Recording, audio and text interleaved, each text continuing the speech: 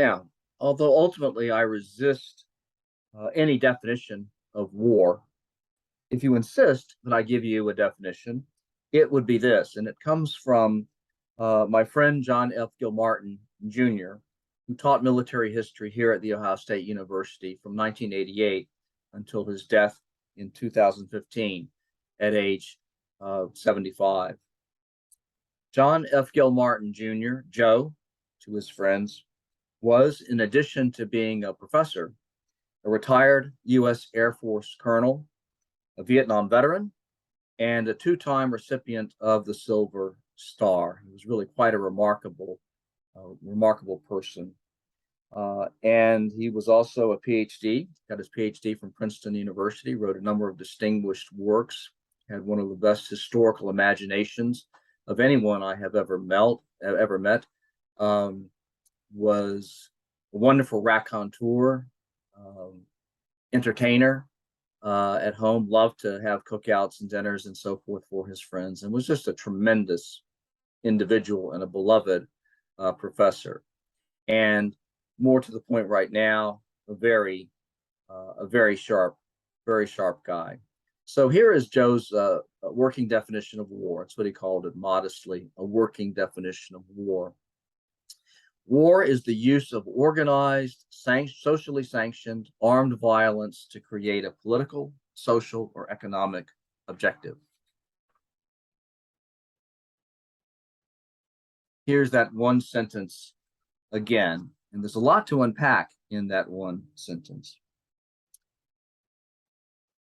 War is organized violence, and that's to distinguish it from unorganized or spontaneous violence like riots. Although, as the storming of the Capitol makes clear, riots may have organized elements within them. Socially sanctioned. That means that some component of a society, some community within a given society, supports this kind of violence. And so insurgencies, for example, are fought on behalf and have the support of a substantial community of people. That's socially sanctioned, then, is to distinguish insurgencies from mere criminal activity, although the government against which an insurgency is directed may regard the insurgents as mere criminals.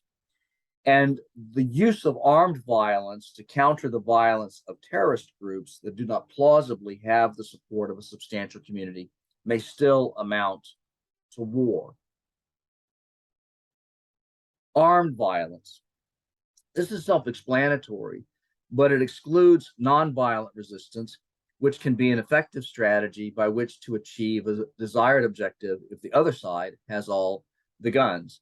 As I'm going to argue down the line, there are a number of instances in which a strategy of nonviolent resistance has succeeded in obtaining victory, where a strategy depending upon armed violence would have failed.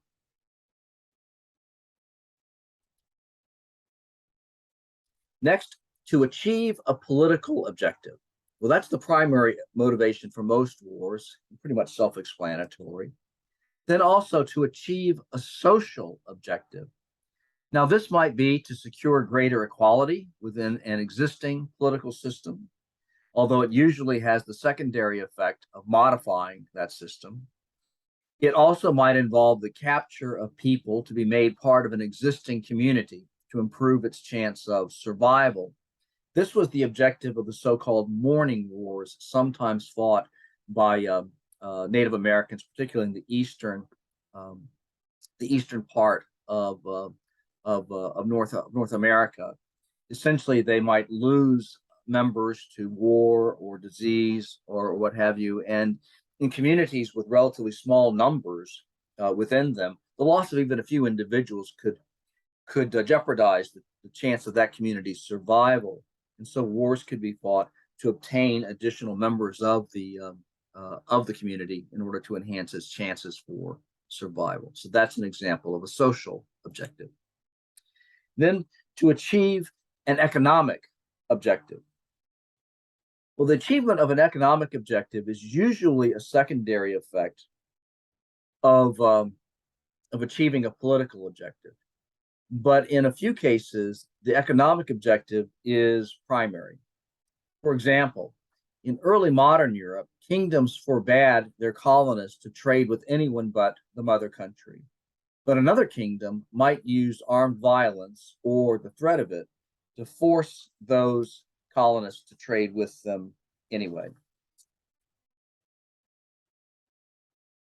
Now, the Gilmartin definition omits wars fought primarily to achieve a cultural objective.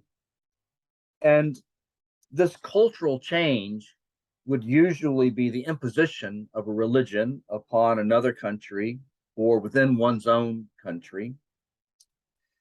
One could also say that if the definition were revised in light of the objections that I've mentioned, that it omits cultural objectives, that it omits nonviolent resistance, and so on, that if you could just sort of, include those missing pieces, you would then have a complete, fully satisfactory definition of war. I maintain, however, that even this better definition of war would have limitations involving inviting objections to it as well. No, ultimately, like other concepts such as love and gender identity and so on, war evades an exact definition. The Bible says that there will always be wars and rumors of wars, which implies that wars have always been with us and always will. But might it be possible to abolish war in the same way that humanity has largely abolished, though not entirely, slavery, which once seemed a labor system that was an integral part of society and was likely to be with us forever?